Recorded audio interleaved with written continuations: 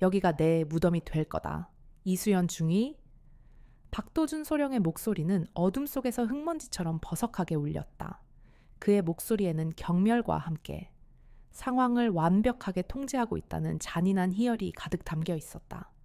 어둠 속에서 그의 얼굴은 보이지 않았지만 그가 어떤 표정을 짓고 있을지는 불을 보듯 뻔했다. 차가운 흙과 축축한 공기가 이수연의 군복을 파고들었다. 그녀는 갓 파낸 구덩이 안에 서 있었다. 어른 한 명이 겨우 들어갈 만한 좁고 깊은 공간이었다. 위에서는 희미한 달빛에 의지한 병사 2명이 쉴 새 없이 삽질을 해대며 흙을 아래로 쏟아내고 있었다. 툭, 툭, 흙덩이가 그녀의 철모 위로 떨어지는 소리가 고요한 밤의 훈련장을 섬뜩하게 채웠다.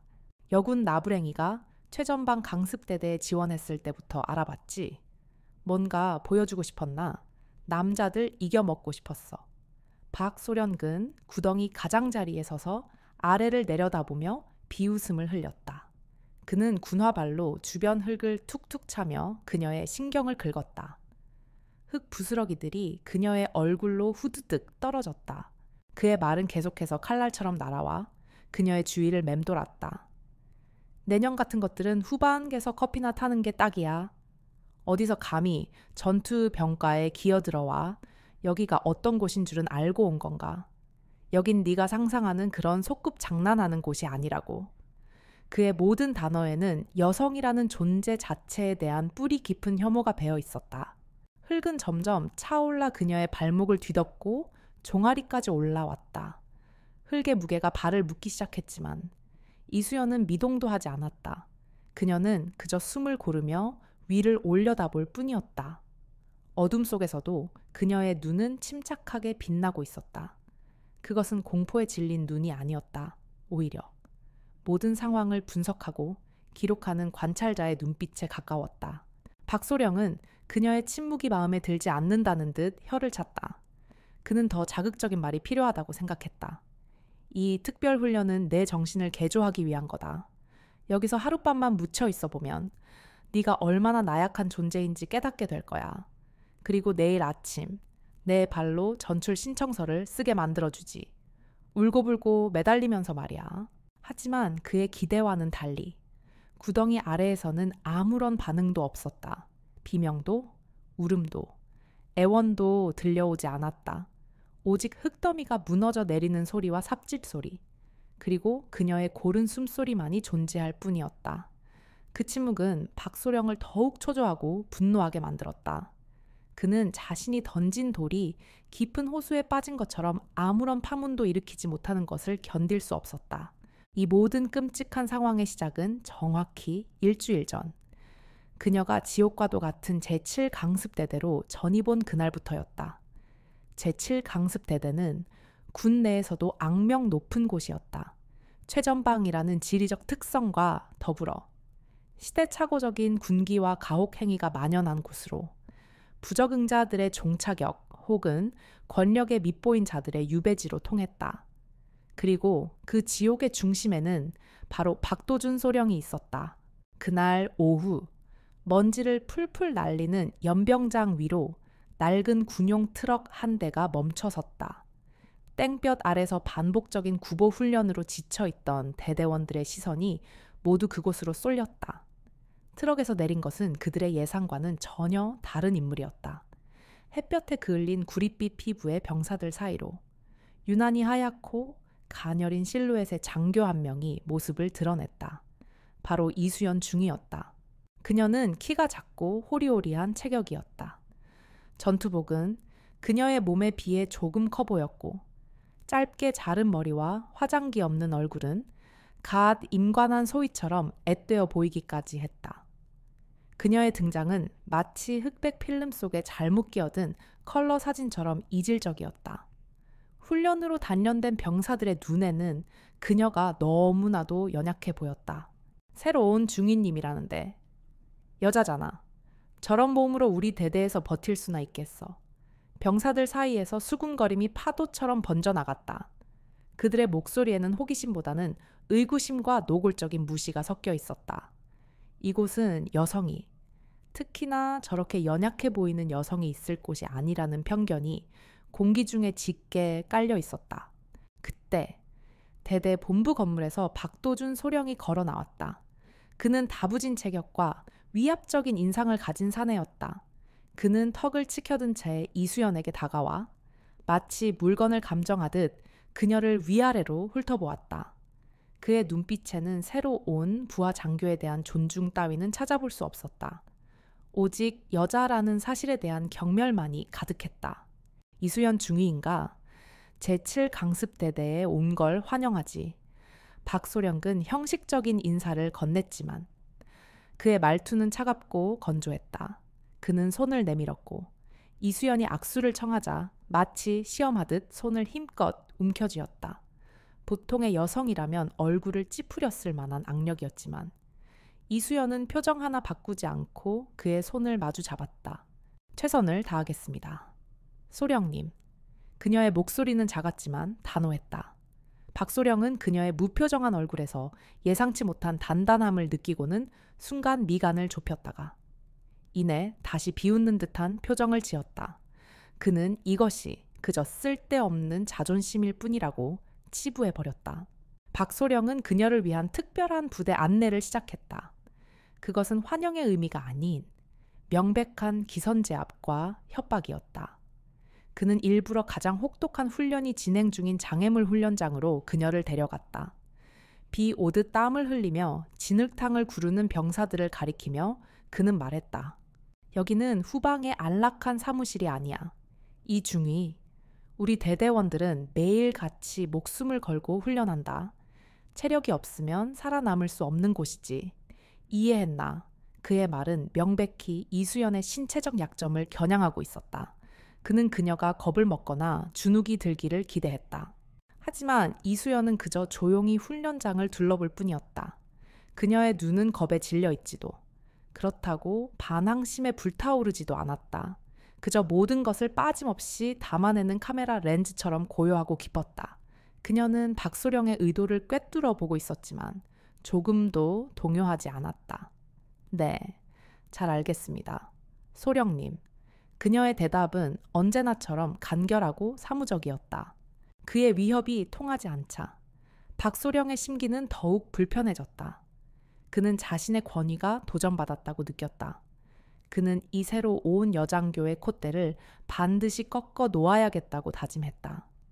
앞으로 그녀가 겪게 될 군 생활이 결코 순탄치 않을 것임을 암시하는 불길한 서막이었다. 그날 이후 이수연의 일주일은 조용한 전쟁과도 같았다. 그녀는 자신에게 배정된 독신 장교 숙소 비오큐에 짐을 풀었다. 방은 낡고 삭막했지만 그녀는 불평 한마디 없이 짐을 정리하기 시작했다. 그녀의 손길은 놀라울 정도로 체계적이고 효율적이었다.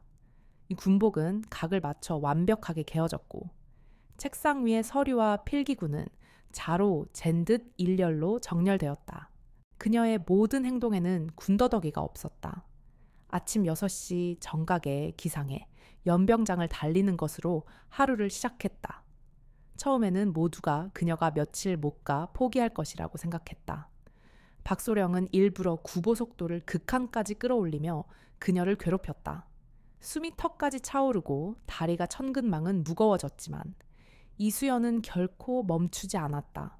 그녀는 대열의 맨 앞에서 달리는 괴물 같은 병사들을 따라잡지는 못했지만 단 한 번도 낙오하지 않고 끝까지 완주했다. 고린 지점을 통과했을 때 그녀의 얼굴은 창백하게 질려 있었지만 눈빛만은 조금도 흐트러지지 않았다. 그런 그녀의 모습을 보며 병사들의 수군거림은 조금씩 줄어들었다. 그들은 그녀를 무시했지만 그녀의 끈기만큼은 인정하지 않을 수 없었다. 식사 시간은 그녀에게 또 다른 시험의 장이었다. 시끄럽고 거친 분위기의 식당에서 그녀는 늘 혼자였다. 아무도 그녀의 테이블에 앉으려 하지 않았다. 하지만 그녀는 개의치 않았다. 그녀는 정해진 배식량만큼의 음식을 남김없이 먹었고 식사를 하는 동안에는 식당 내부의 역학관계를 조용히 관찰했다. 누가 박소령의 신복인지, 누가 주로 괴롭힘을 당하는지, 누가 불만을 품고 있는지. 그녀의 침묵은 많은 것을 보고 듣고 있었다. 그녀는 박소령이 자신의 측근들과 함께 식당의 좋은 반찬을 독차지하는 장면을 목격했다. 또한 밤늦게 보급창고 주변에서 수상한 민간 트럭이 드나드는 것을 여러 번 보았다. 트럭은 부대의 유류나 건축 자재를 싣고 나가는 것처럼 보였다. 그녀는 그 모든 것을 자신의 머릿속에 조용히 기록했다. 그녀의 진가가 처음으로 드러난 것은 사격 훈련장에서였다. K2 소총은 그녀의 작은 체구에 비해 크고 무거워 보였다. 병사들은 그녀가 총의 반동조차 제대로 감당하지 못할 것이라며 뒤에서 비웃었다. 박소령은 팔짱을 낀 채 이중이 총알이 아까우니 신중하게 쏘도록 관역에 맡기나 할지 모르겠군 이라며 노골적으로 비아냥거렸다. 이수연은 아무 대꾸 없이 사격 자세를 취했다. 그녀의 자세는 교범에 나온 그대로였지만 어딘가 어색해 보였다. 그러나 잠시 후 탕 하는 총성과 함께 모든 비웃음이 순간적으로 멈췄다. 잠시 후 표적지가 돌아왔을 때 사격 통제관의 눈이 휘둥그레졌다. 100m 거리의 표적지 중앙. 10점 만점의 검은 원 안에 5발의 총알이 모두 박혀 있었다. 심지어 탄착군이 동전 하나 크기만 하게 좁게 형성되어 있었다. 그것은 신의 경지에 가까운 사격술이었다. 훈련장에는 잠시 정적이 흘렀다. 박소령의 얼굴이 굳어졌다. 그는 이것이 우연일 리 없다고 생각했지만 애써 태연한 척하며 운이 좋았나 보군 이라고 중얼거렸다. 그는 병사들 앞에서 자신의 체면이 구겨진 것을 참을 수 없었다. 이수연은 그저 묵묵히 총기를 내려놓고 다음 명령을 기다릴 뿐 조금도 우쭐해하지 않았다. 이 사건 이후 박소령의 괴롭힘은 더욱 집요하고 악랄해졌다. 그는 이수연의 모든 일과에 사사건건 개입했다. 서류 작업에 일부러 오류가 있는 자료를 넘겨주어 밤을 새우게 만들었고 야간 경계 근무에 그녀의 이름을 멋대로 추가하여 잠을 재우지 않았다. 그는 그녀를 육체적으로나 정신적으로 완전히 무너뜨리려 작정했다. 그러던 어느 날 밤 사건이 터졌다. 박소령은 평소 눈엣가시처럼 여기던 한 젊은 사병을 호출했다. 이유는 사소한 말대꾸였다. 그는 그 병사를 대대 본부 뒤편에 인적 없는 공터로 끌고 가 무자비하게 폭행하기 시작했다. 네가 감히 상관한테 대들어. 그의 주먹과 발길질이 병사의 몸 위로 쏟아졌다. 야간 순찰 중이던 이수연은 그 광경을 멀리서 목격했다. 그녀는 어둠 속에 몸을 숨긴 채 모든 것을 지켜보았다. 병사의 고통스러운 신음과 박소령의 욕설이 밤 공기를 갈랐다. 그녀의 주먹이 자신도 모르게 꽉 쥐어졌다. 당장이라도 달려가서 그를 막고 싶었지만 그녀는 움직이지 않았다. 지금은 때가 아니었다. 그녀에게는 더 큰 그림이 있었다. 그녀는 박소령이 병사를 거의 초주검으로 만들어 놓고 자리를 뜬 후에야 조용히 다가갔다. 그녀는 쓰러진 병사를 부축해 의무실로 데려갔다. 가는 내내 병사는 두려움에 떨며 괜찮습니다. 제가 잘못한 겁니다. 라고 중얼거렸다. 박소령의 보복이 두려웠던 것이다. 이수연은 아무 말 없이 그의 어깨를 두드려 주었다. 그녀의 눈빛은 이전보다 훨씬 더 차갑고 단단해져 있었다. 박도준 소령은 이제 이수연이라는 존재 자체가 자신에 대한 위협이라고 결론 내렸다. 그녀는 꺾이지 않았고 물러서지도 않았다. 오히려 그녀의 침묵과 인내는 그의 부패한 왕국에 미세한 균열을 만들고 있었다. 그는 이 균열이 더 커지기 전에 그녀를 완전히 제거해버려야겠다고 결심했다. 그래서 그는 특별 생존 훈련이라는 이름의 함정을 팠다. 그는 대대장에게는 신임 장교의 담력을 키우기 위한 맞춤형 훈련이라고 보고했다. 누구도 그의 의도를 의심하지 않았다. 그는 이수연을 단둘이 훈련장 가장 깊숙하고 외진 곳으로 데려갔다. 그리고 그곳에서 그는 미리 파놓은 깊은 구덩이를 가리키며 그녀에게 말했다. 오늘 내 훈련장은 여기다. 들어가. 그리고 현재. 이수연은 차오르는 흙 속에서 과거의 일주일을 되짚고 있었다. 그녀는 박소령이 왜 이렇게까지 자신을 몰아붙이는지 완벽하게 이해했다. 그의 불안, 그의 죄책감, 그리고 그의 어리석음까지도. 그는 그녀를 묻어버림으로써 자신의 범죄도 함께 묻을 수 있다고 생각한 것이다. 흙이 그녀의 허리까지 차올랐다. 이제 조금만 더 있으면 흙은 그녀의 가슴을 압박하고 숨을 앗아갈 것이다. 위에서 박소령의 목소리가 다시 들려왔다. 마지막 기회다. 이중이 지금이라도 잘못했다고 빌면 여기서 꺼내주지. 그의 목소리에는 이제 초조함이 섞여 있었다. 그는 그녀의 비명을 듣고 싶었다. 그때 처음으로 구덩이 안에서 목소리가 들려왔다. 너무나도 평온하고 흔들림 없는 목소리였다. 소령님. 이수연은 흙더미 속에서 고개를 들어 어둠 속에 박소령을 올려다보았다. 지금 하시는 모든 행동은 하나도 빠짐없이 기록되고 있다는 걸 아셔야 할 겁니다. 그 말에 박소령은 순간 움찔했다. 뭐라고? 그가 되물었다. 이수연의 목소리는 계속되었다. 당신은 지금 돌이킬 수 없는 선을 넘었습니다. 이것은 단순한 가혹 행위가 아닙니다. 명백한 살인 미수입니다. 군법 제52조 2항 상관, 살해 미수 및 특수폭행, 최고 사형까지 가능한 중범죄입니다. 그녀의 입에서 법 조항이 막힘없이 흘러나오자 박소령은 당황했다. 그는 잠시 말을 잃었다가 이내 더 큰 소리로 분노를 터뜨렸다.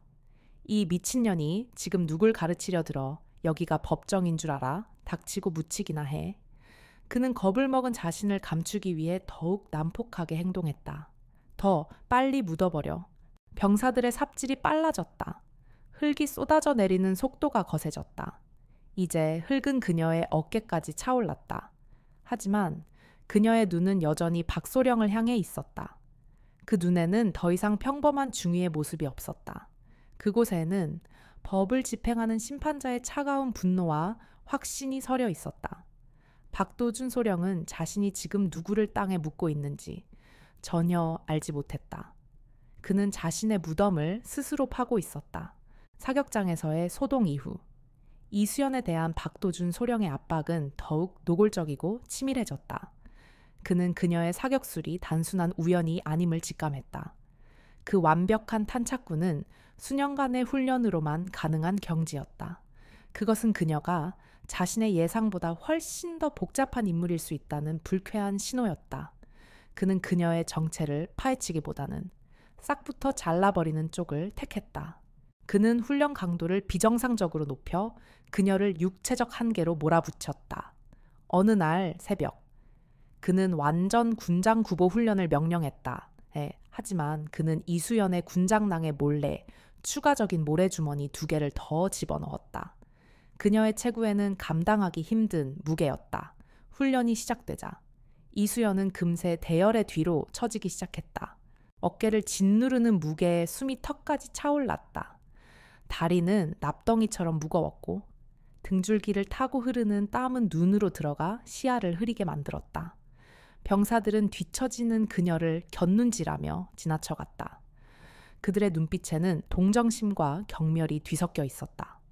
박소령은 일부러 그녀의 옆을 따라 달리며 소리쳤다. 힘든가? 이 중위 여자는 역시 어쩔 수 없나? 복음 포기하고 싶으면 언제든지 말해라. 그의 조롱은 오히려 그녀의 의지에 불을 붙였다. 이수연은 이를 악물었다. 그녀는 자신의 발소리와 거친 숨소리에만 집중했다. 한 걸음, 또 한 걸음. 그녀의 머릿속에는 오직 완주라는 목표만이 남아있었다. 몇 번이고 무릎이 꺾이고 쓰러질 뻔했지만 그녀는 용케 균형을 잡고 계속해서 나아갔다. 결국 그녀는 마지막으로 결승선을 통과했다. 그대로 바닥에 쓰러져 버렸지만 그녀는 포기하지 않았다. 박소령은 땀으로 범벅이 된 채 가쁜 숨을 몰아쉬는 그녀를 내려다보며 혀를 찼다. 그는 그녀가 울면서 포기 선언을 하기를 바랐지만 그녀의 눈은 여전히 살아있었다. 도끼와 지독한 끈기로 번뜩이고 있었다. 계획이 실패했음을 깨달은 그의 표정이 불쾌함으로 일그러졌다. 육체적 괴롭힘이 통하지 않자 박소령은 행정 업무를 이용한 교묘한 함정을 팠다. 그는 다음 주에 있을 대대 전술 훈련 계획 보고서를 작성하라는 임무를 그녀에게 맡겼다. 하지만 그가 넘겨준 참고 자료들은 일부러 핵심 내용이 빠져 있거나 수치가 서로 맞지 않는 엉터리 데이터들 뿐이었다.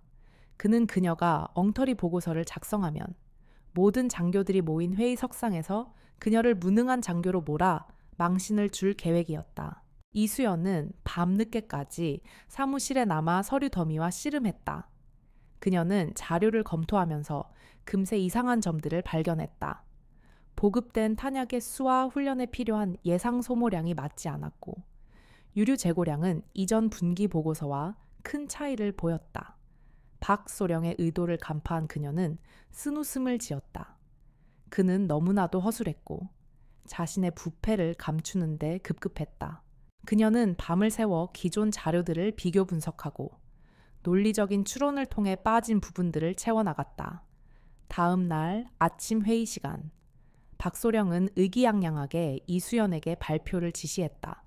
그는 그녀가 당황하며 횡설수설하기를 기대했다. 하지만 이수연은 침착하게 자리에서 일어나 완벽하게 정리된 보고서를 바탕으로 발표를 시작했다. 그녀는 훈련 계획을 막힘없이 설명해 나갔다. 그리고 문제의 데이터 부분에 이르렀을 때 그녀는 박소령을 잠시 쳐다본 후 입을 열었다. 다만 보고서 작성 중 몇 가지 데이터의 불일치가 발견되었습니다. 보급 창고의 유류 재고량과 탄약 보유 현황이 공식 서류와 차이가 있어 훈련 계획의 정확성을 위해 이 부분에 대한 재확인이 필요할 것으로 사료됩니다. 그녀는 박소령을 직접적으로 비난하지 않았다. 하지만 그녀의 발언은 회의에 참석한 모든 장교들이 보급 계통에 문제가 있음을 인지하게 만들기에 충분했다. 박소령의 얼굴이 시뻘겋게 달아올랐다. 그녀가 자신의 함정을 역으로 이용해 자신을 공격한 것이다. 그는 애써 태연한 척하며 그 부분은 내가 따로 확인하도록 하지 라며 서둘러 말을 잘랐지만 이미 그의 권위에는 미세한 금이 가기 시작했다. 박소령의 분노는 극에 달했다. 그는 자신의 측근들을 동원해 이수연을 심리적으로 고립시키기 시작했다. 장교 식당에서는 그녀의 주변에 아무도 앉지 않았고 그들은 그녀가 들으라는 듯이 어떤 사람들은 몸으로 때우는 훈련은 피하고 서류 작업으로만 점수 따려고 한다. 는 식의 비난을 던졌다. 중요한 회의 시간을 일부러 알려주지 않아 그녀를 곤란하게 만드는 유치한 짓도 서슴지 않았다. 하지만 이런 모든 시도들은 단단한 바위에 부딪히는 계란과도 같았다. 이수연은 그들의 유치한 괴롭힘에 전혀 반응하지 않았다. 그녀는 묵묵히 자신의 일을 처리했고 언제나 프로페셔널한 태도를 유지했다. 그녀의 그런 모습은 오히려 그들을 초조하게 만들었고 동료 장교들 사이에서는 그녀가 보통 내기가 아니라는 소문이 조심스럽게 돌기 시작했다. 이 모든 괴롭힘은 사실 그녀에게 훌륭한 위장막이 되어주었다. 박소령과 그의 무리들이 자신을 괴롭히는데 정신이 팔린 사이 이수연은 자신의 진짜 임무를 수행하고 있었다. 그녀의 임무는 제7강습대대에 만연한 군수품 횡령 및 비리를 조사하고 그 뿌리를 뽑는 것이었다. 박도준 소령은 그 핵심에 있는 인물이었다. 그녀는 밤이 되면 그림자처럼 움직였다. 야간 순찰 임무를 핑계로. 그녀는 부대 내에 취약한 감시 구역과 순찰 경로를 모두 파악했다. 그리고 마침내 박소령과 외부 업자가 만나는 현장을 포착했다. 그날 밤 그녀는 길리슈트 길리 스위트를 입고 보급 창고 근처의 수풀 속에 몸을 숨겼다. 일반 장교는 보유할 리 없는 특수 장비였다. 자정이 넘은 시각에 약속이라도 한 듯 민간 번호판을 단 낡은 트럭 한 대가 부대 후문을 통해 조용히 들어왔다. 박소령은 주변을 살피며 창고 문을 열었고 그의 부하 두어 명과 함께 창고 안의 상자들을 트럭에 싣기 시작했다. 상자에는 신형 방탄복과 야간 투시경 같은 고가의 군용 장비들이 담겨 있었다. 이수연은 초소형 고성능 카메라를 꺼내 그들의 모든 범죄 행위를 녹화했다. 그녀는 트럭의 번호판, 업자의 얼굴, 박소령기 돈 봉투를 받는 순간까지 하나도 놓치지 않고 필름에 담았다. 그녀의 움직임은 소리도 없었고 흔적도 남기지 않았다. 그녀는 수년간 혹독한 훈련을 받은 특수 요원처럼 행동하고 있었다. 증거를 확보한 그녀는 조용히 어둠 속으로 사라졌다. 낮 동안에는 평범한 중위로 돌아와 병사들과의 자연스러운 대화를 통해 정보를 수집했다. 그녀는 무기 손질 시간에 한 병사에게 무심한 척 말을 걸었다. 최근에 보급된 전투화가 금방 닳는 것 같군. 원래 이렇게 품질이 안 좋았나. 그 말에 병사는 기다렸다는 듯이 불만을 터뜨렸다. 그것뿐만이 아닙니다. 전투 식량도 유통기한이 얼마 안 남은 것들만 들어오고 제대로 된 보급품을 받아본 지가 언젠지 모르겠습니다. 이런 대화들을 통해 그녀는 박소령의 횡령이 병사들의 안전과 생존에 직접적인 위협이 되고 있음을 확인했다. 그가 빼돌린 예산 때문에 병사들은 낡고 질 낮은 장비를 사용해야 했고 제대로 된 식사조차 보장받지 못하고 있었다.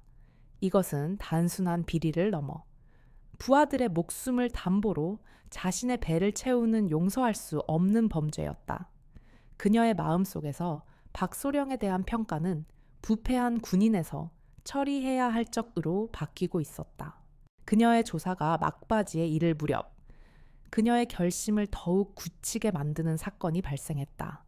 그날 오후 대대 전체가 연병장에 집합한 가운데 무기 및 장비 점검이 있었다.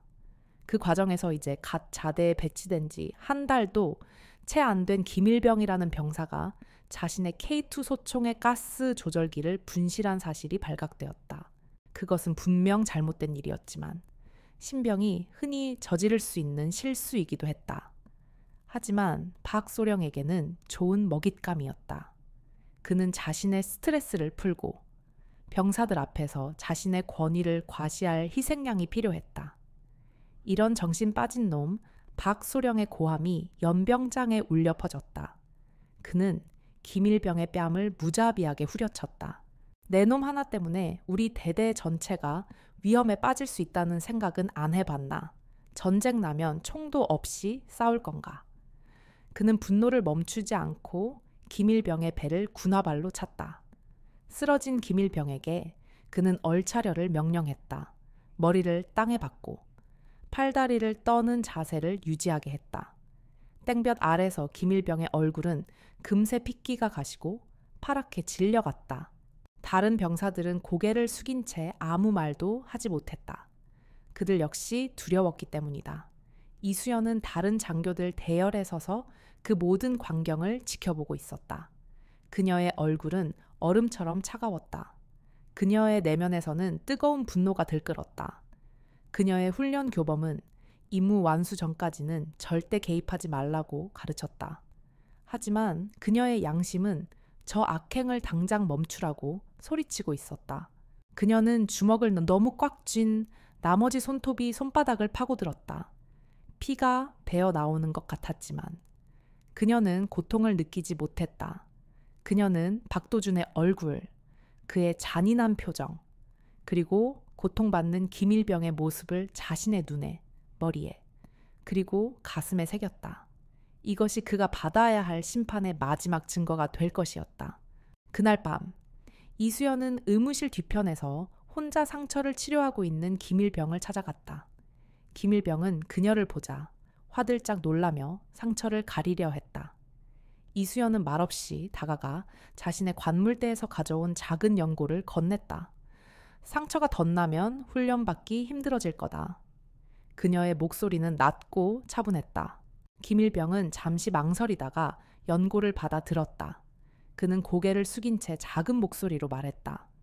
감사합니다. 하지만 소령님께는 말씀하지 말아 주십시오. 제가 잘못한 일입니다. 그의 목소리에는 체념과 두려움이 가득했다. 이수연은 그의 어깨를 가볍게 두드렸다. 네, 잘못이 아니다. 짧은 한마디였다. 하지만 그 말에는 이상한 힘이 실려 있었다. 김일병은 처음으로 고개를 들어 그녀를 보았다. 그녀의 눈은 깊고 단단했다. 그 눈을 보는 순간 그는 왠지 모를 안도감을 느꼈다. 그녀의 결심은 섰다. 박도준 소령은 반드시 법의 심판을 받게 해야 한다. 더 이상 망설일 필요가 없었다. 그녀는 그가 스스로 빠져나올 수 없는 함정을 파도록 유도하기로 결정했다. 그리고 마침내 박소령은 그녀가 예상했던 그대로 특별 생존 훈련이라는 이름의 덫을 스스로 놓았다. 그는 이수연이라는 존재를 제거함으로써 자신의 모든 죄악을 덮을 수 있다고 믿었다. 그것이 그의 마지막이자 가장 치명적인 실수가 될 터였다. 김일병 폭행 사건이 있은 다음 날 제7강습대대의 공기는 그 어느 때보다 무겁고 차갑게 가라앉아 있었다. 병사들은 박도준 소령의 눈치를 보며 숨소리조차 죽였고 장교들 사이에서도 불필요한 대화는 오가지 않았다. 모두가 폭풍 전의 고요함을 느끼고 있었다. 그리고 그 폭풍의 눈은 언제나처럼 묵묵히 자신의 자리를 지키고 있는 이수연 중위를 향하고 있었다. 박소령은 그날 아침 모든 장교를 긴급 소집했다. 그의 얼굴은 분노와 초조함으로 굳어 있었다. 이수연의 침묵과 끈기는 그의 자존심을 갉아먹는 독과도 같았다. 그는 자신의 통제력이 약화되고 있음을 본능적으로 느꼈다. 그는 이 분위기를 반전시키고 자신의 절대적인 권력을 다시 한번 모두에게 각인시킬 필요가 있었다. 회의실에 모인 장교들 앞에서 박소령은 일부러 과장된 목소리로 입을 열었다. 최근 우리 대대의 전투력 강화를 위한 새로운 훈련 프로그램을 구상했다. 이름하여 고강도 개인 생존 훈련 프로그램이다. 그의 말에 몇몇 장교들이 의아한 표정을 지었다. 들어본 적 없는 훈련이었다. 그는 계속해서 떠벌렸다. 이 프로그램은 장교 개개인의 한계를 시험하고 극한 상황에서의 생존 능력과 임무 수행 능력을 극대화하기 위해 설계되었다. 당연히 아무나 참여할 수 있는 훈련이 아니다. 그는 말을 잠시 끊고 회의실에 앉은 모든 장교들을 천천히 둘러보았다. 그의 시선이 마침내 이수연에게 멈췄다. 이 중요한 파일럿 프로그램의 첫 번째 참가자로는 탁월한 잠재력을 가진 인물이 필요하다.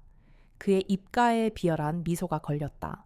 최근 여러 방면에서 발군의 실력을 보여주고 있는 이수연 중위를 내가 직접 추천하고자 한다.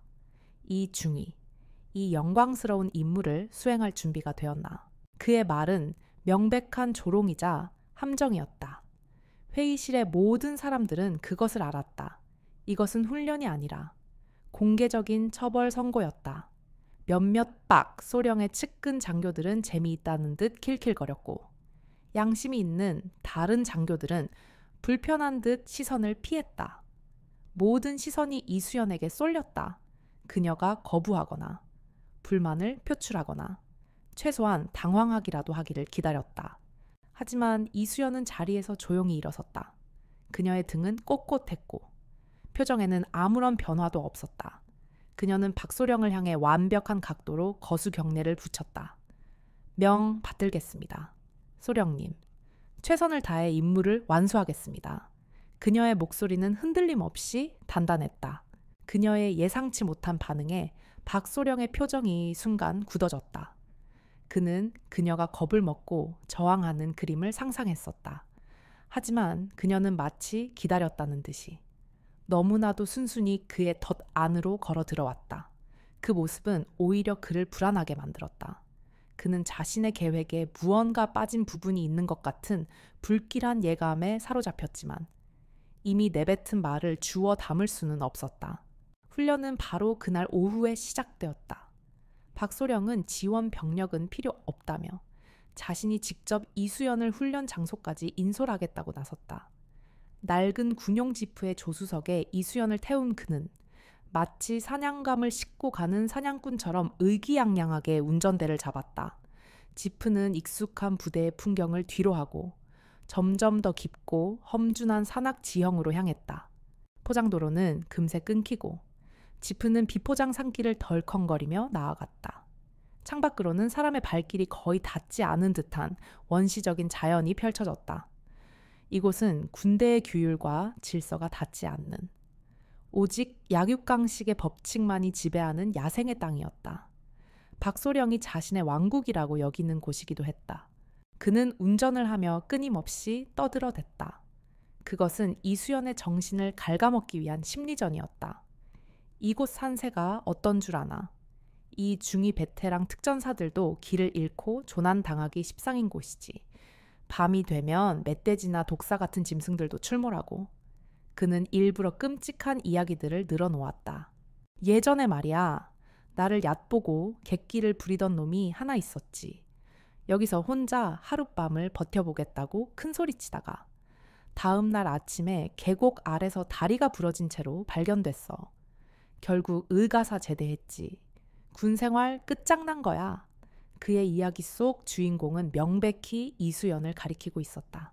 그는 흘끗 이수연을 쳐다보며 경멸적인 어조로 말을 이었다. 군대라는 곳은 말이야. 평등이니 기회니 하는 헛소리가 통하는 곳이 아니야.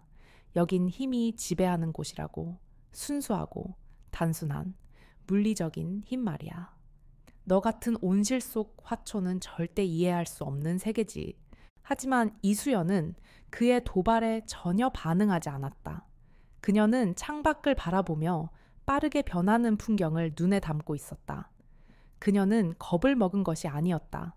오히려 전문 산악인처럼 지형 지물을 확인하고 독도법에 따라 자신의 현재 위치와 이동 경로를 머릿속으로 그리고 있었다. 그녀의 침묵은 무시가 아니라 철저한 분석과 준비 과정이었다.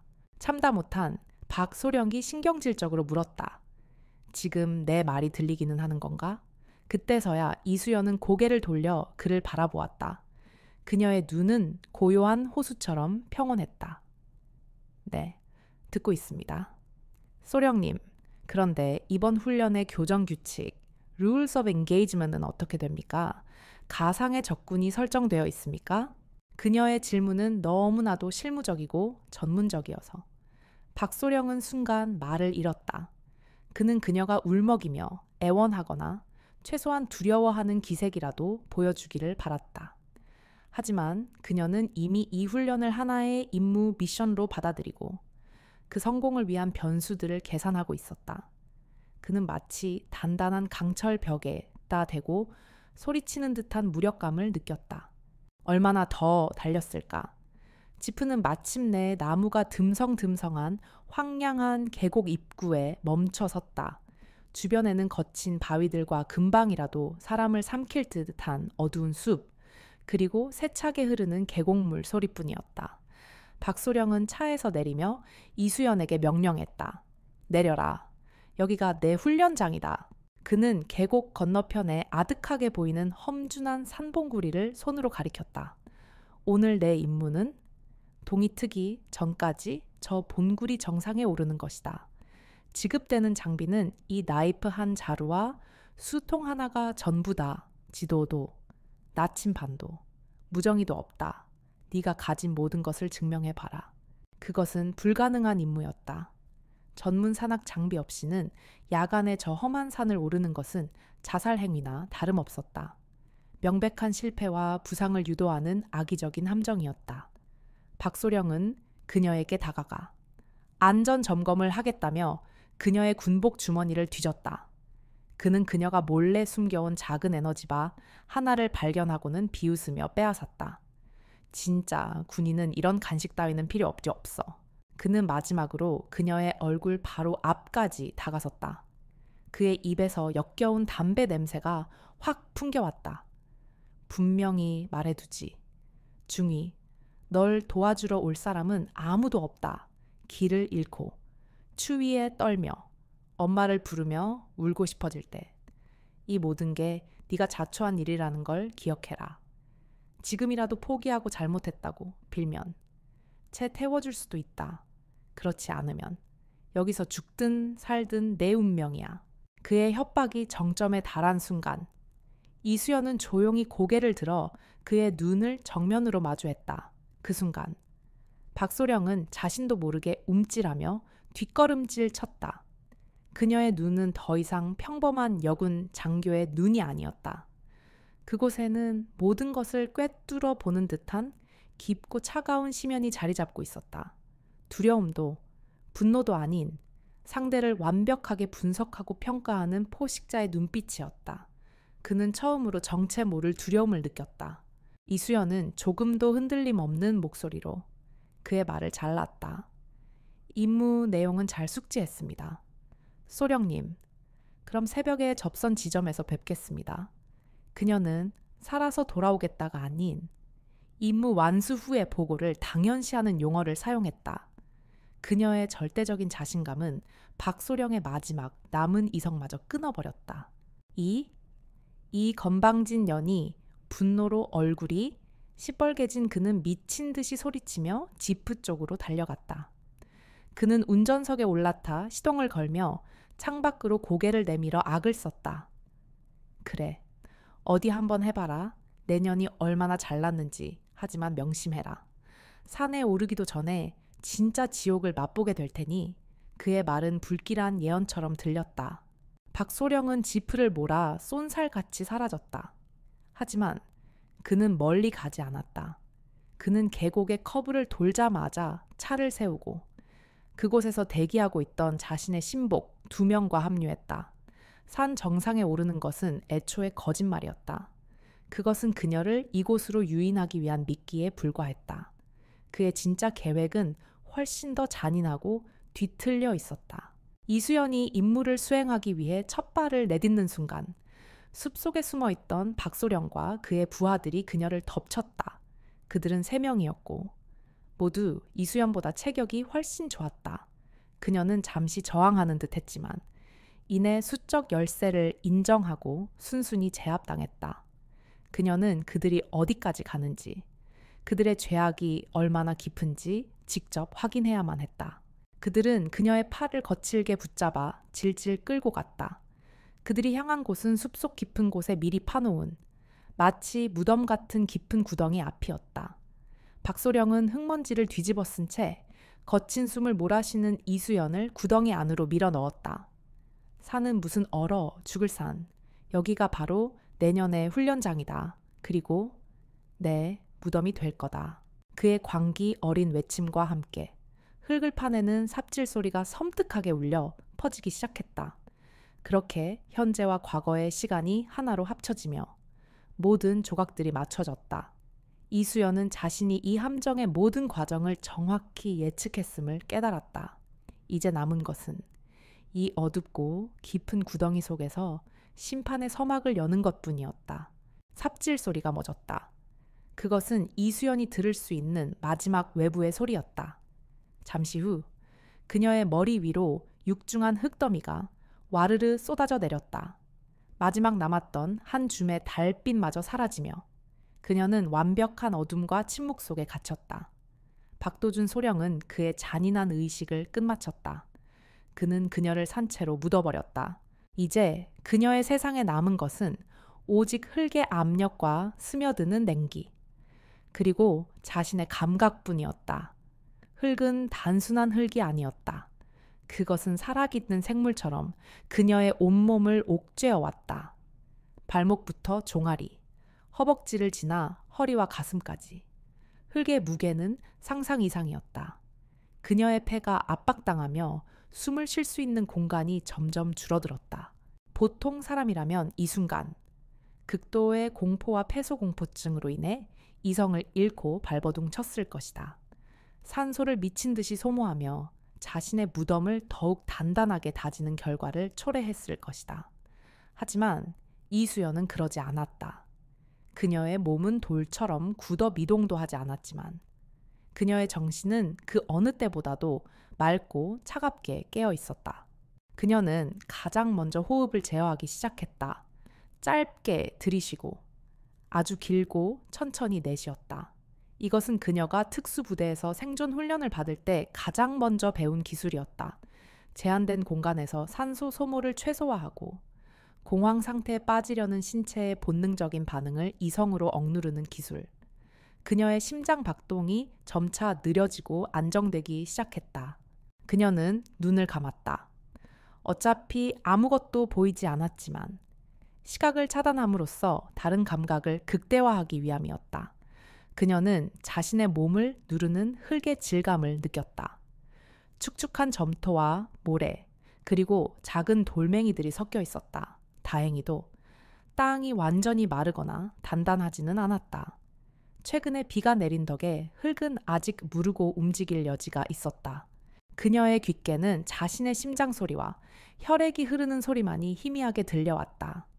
외부의 모든 소음이 차단된 완벽한 고요 속에서 그녀는 자신의 내면에 집중했다.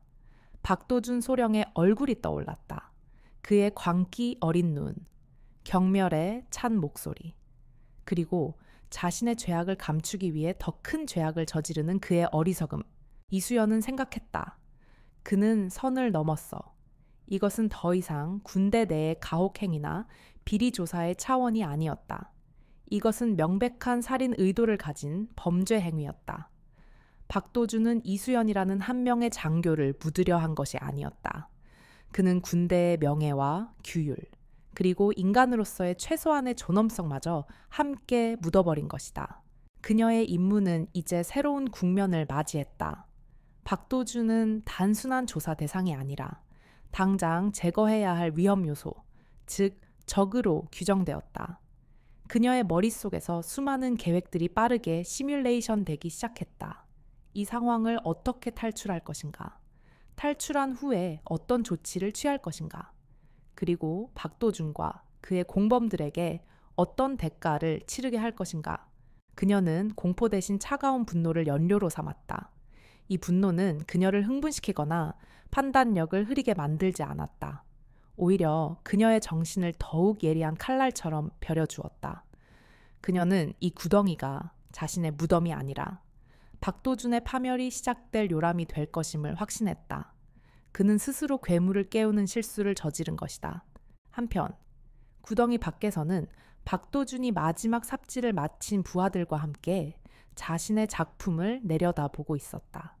그의 숨결은 거칠었고 입에는 흥분으로 인한 땀방울이 맺혀 있었다.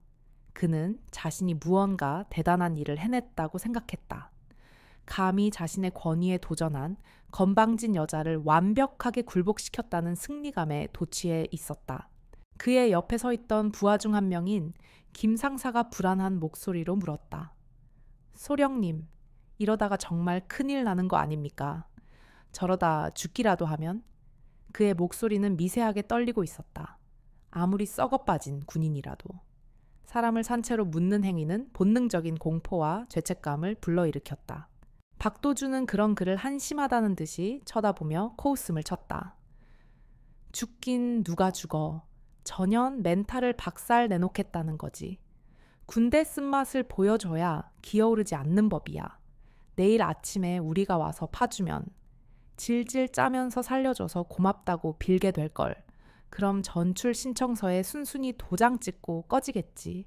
그는 자신의 계획이 완벽하다고 굳게 믿었다. 그녀가 이 일을 외부에 발설하지 못할 것이라고 확신했다. 수치심과 트라우마에 시달리는 피해자는 가해자를 고발하기 어려운 법이다. 설령 발설한다고 해도 증거가 없었다. 누가 외딴 훈련장에서 벌어진 특별 훈련의 진실을 믿어주겠는가? 모든 것은 그녀의 망상으로 치부될 터였다. 다른 부하가 물었다. 그럼 이제 저희는 어떻게 합니까? 박도준은 만족스러운 미소를 지으며 대답했다. 우린 이제 부대로 복귀해서 알리바이를 만들어야지. 이수연 중위는 야간 독도법 훈련 중에 길을 잃고 실종된 거다. 우리는 밤새 그녀를 찾아다녔지만 결국 찾지 못했다고 보고할 거야. 내일 아침 우리가 우연히 그녀를 발견하는 거고. 그는 모든 시나리오를 구상해 놓았다. 그는 자신이 이 상황의 연출가이자 감독이라고 생각했다. 하지만 그는 자신이 만든 연극의 주인공이 어떤 인물인지 전혀 모르고 있었다.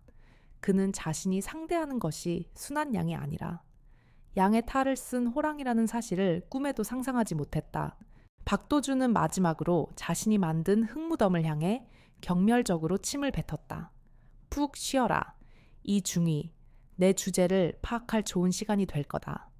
그는 그렇게 마지막 조롱을 남기고는 부하들을 이끌고 어둠 속으로 발길을 돌렸다. 지프의 엔진 소리와 함께 그들은 떠나갔고 훈련장은 다시 완벽한 정적에 휩싸였다. 그들이 떠나자 땅속의 이수연이 아주 미세하게 움직이기 시작했다. 그녀는 먼저 자신의 몸 주변에 최소한의 공간을 확보하는 작업에 들어갔다.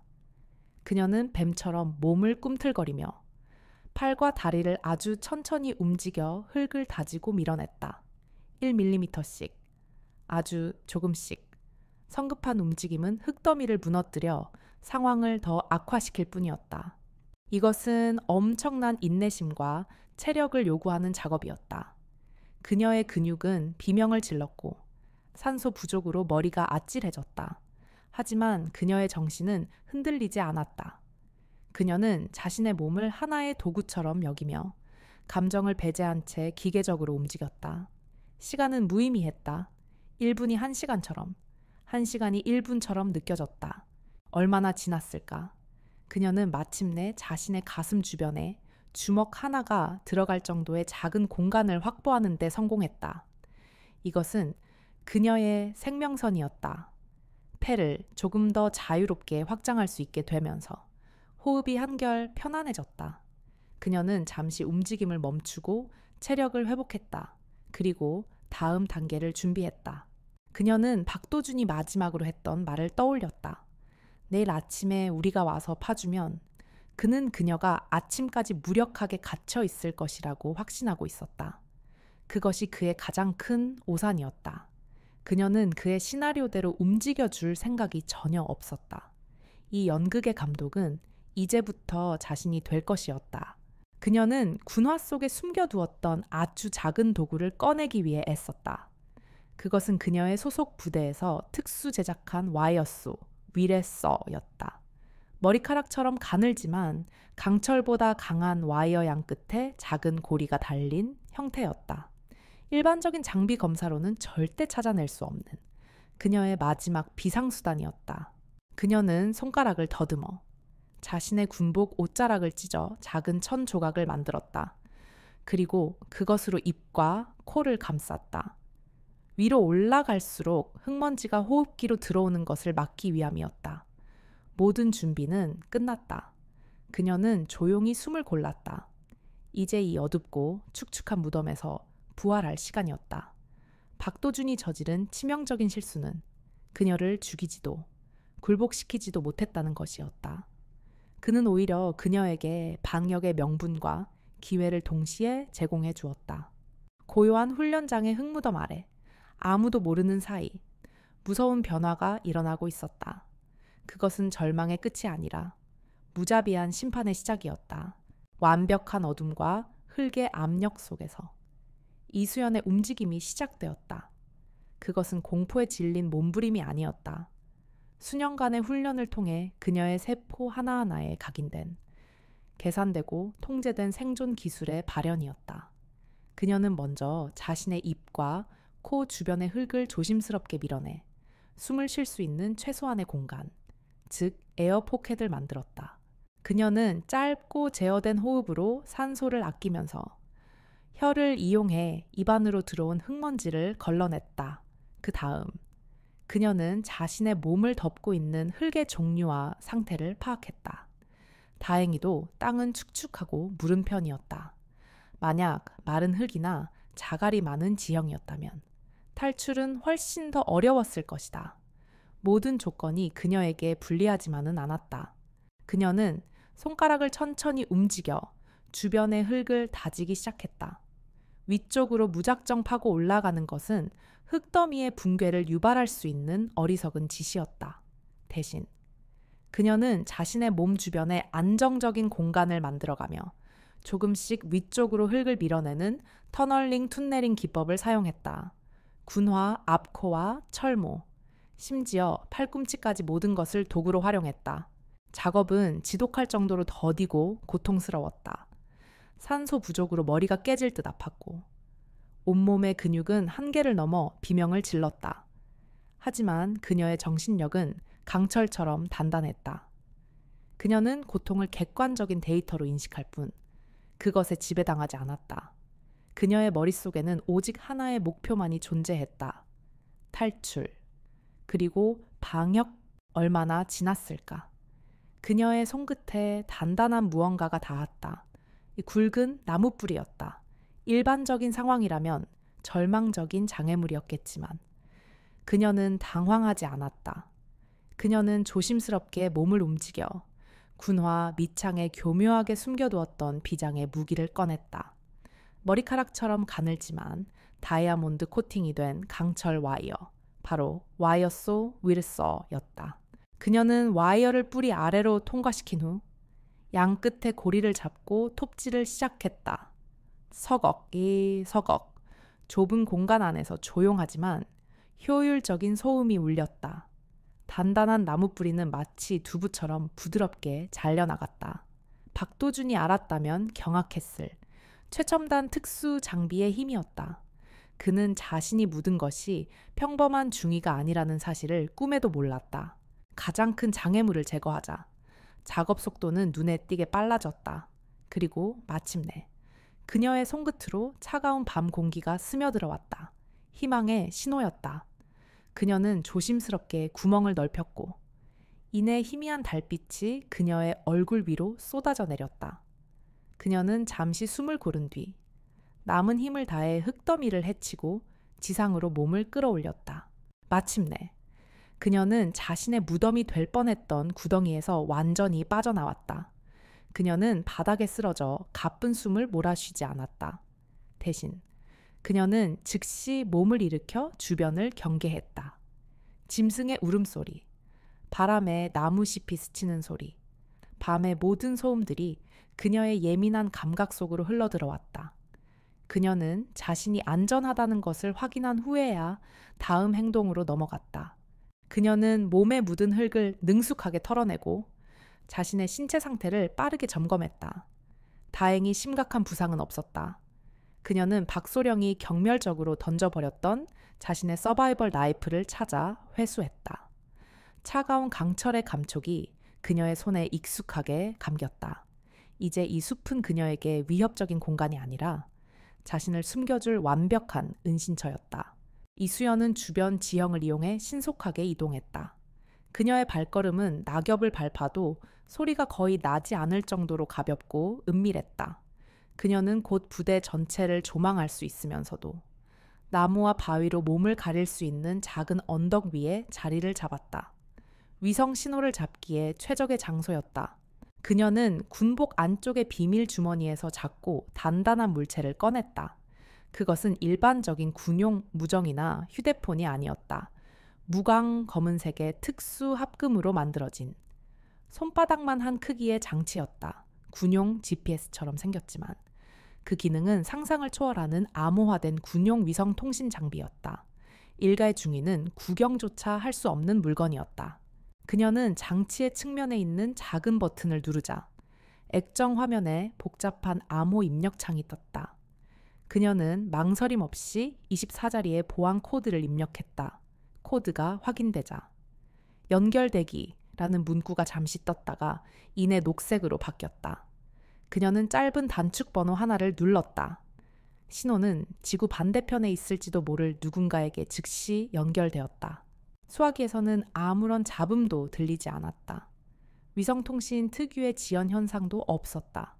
잠시 후 낮고 권위 쓰는 남성의 목소리가 들려왔다. 그는 누구냐고 묻지 않았다. 그저 한 단어만을 말했다. 보고하라. 이수연은 조금의 감정도 섞지 않은 건조하고 기계적인 목소리로 보고를 시작했다. 암호명 아르테미스 보고합니다. 그녀의 목소리는 더 이상 박소령 앞에서 순응하던 나약한 중위의 것이 아니었다. 그것은 국가의 가장 날카로운 칼날로서 임무를 수행하는 특수 요원의 목소리였다. 작전 목표 썩은 사과, 본 요원에 대한 5급 적대 행위 감행, 살인 미수 혐의 확인, 모든 관련 증거는 확보되었습니다. 그녀의 보고는 간결했지만 그 안에 담긴 내용은 가공할 만한 것이었다. 5급 적대 행위란 아군에 의해 자행된 가장 심각한 수준의 위협을 의미하는 암호였다. 그녀는 잠시 숨을 고른 뒤 마지막 요청을 덧붙였다. 이에 작전 계획 2단계, 천둥벼락, 오퍼레이션 Thunderclap, 이 즉각적인 실행을 요청하는 바입니다. 천둥벼락, 그것은 부패한 군 조직을 뿌리부터 도려내기 위해 처음부터 계획되어 있던 마지막 단계의 작전명이었다. 박도준은 스스로 그 작전의 스위치를 누른 셈이었다. 수화기 너머의 목소리는 잠시의 망설임도 없이 대답했다. 요청 승인, 천둥벼락 작전을 개시한다. 자산 투입까지 90분, 현재 위치를 유지하며 다음 지시를 대기하라. 그 말을 끝으로 통신은 바로 끊어졌다. 불필요한 안부나 격려 따위는 없었다. 오직 임무와 명령만이 존재할 뿐이었다. 통신을 마친 이수연은 장비를 다시 비밀 주머니에 넣었다. 그리고 그녀는 천천히 자리에서 일어섰다. 언덕 아래로는 그녀가 일주일간 머물렀던 제7강습대대의 불빛이 아득하게 보였다.